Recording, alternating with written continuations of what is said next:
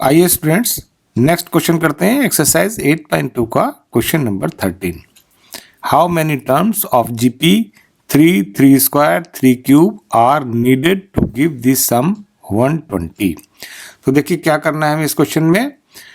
यहाँ पर हमको एक जीपी दी हुई है, जीपी सीरीज, और इसकी जो पता करना है कि कितनी टर्म्स का सम जो है वो 120 होगा। यानी इसकी जो n टर्म्स, पहली n टर्म्स हैं वो हमें निकालनी है n की वैल्यू, जिनका कि सम जो है वो 120 है।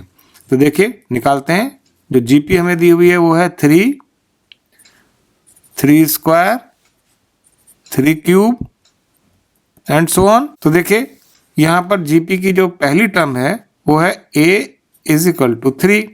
कॉमन रेशो निकाल लेते हैं। इसका कॉमन रेशो होगा, सेकेंड टर्म को फर्स्ट टर्म से डिवाइड कर देते हैं, यानी 3 स्क्वायर अपॉन 3, तो ये हो जाएगा यहाँ पर 3। तो r की वैल्यू 3 आ गई और a की वैल्यू 3 आ गई। इससे हम इसकी n टर्म्स का सम निकालेंगे। तो देखिए n टर्म्स का जो सम होता है वो होता है, उसका फार्मूला a r की power n minus 1 upon r minus 1। n terms का जो सम है वो हम लेंगे 120। Sn की वैल्यू यहाँ ले लेते हैं टोटल 120, और a की वैल्यू यहाँ 3 है, r है 3, तो 3 की power n minus 1 upon 3 minus 1।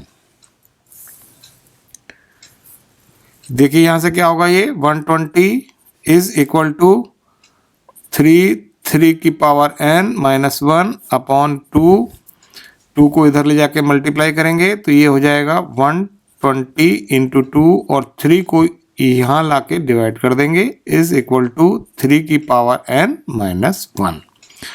ये 3 से 4 जा 12 और ये 0, 40 इंटू 2 ये आ गया 80, इज इक्वल टू 3 की पावर n माइनस 1। 1 को इधर ले जाते हैं तो हो जाएगा 80 प्लस 1 इज इक्वल टू 3 की पावर n, यानी 81 इज इक्वल टू 3 की पावर n। अब यहाँ पर देखिए ध्यान से, 81 है, 81 को हम लिख सकते हैं, ये होगा इक्वल 3 की पावर 4 के, इज इक्वल टू 3 की पावर n। अब यहाँ पर ये भी 3 की पावर है और ये भी 3 की पावर है, कंपेयर कर लेते हैं तो n की वैल्यू क्या आएगी, n की वैल्यू यहाँ से आ जाएगी 4। यानी कि इसकी जो जीपी हमें दी हुई है उसकी पहली 4 टर्म्स का सम जो है वो 120 होगा। तो ये हो गया हमारा आंसर।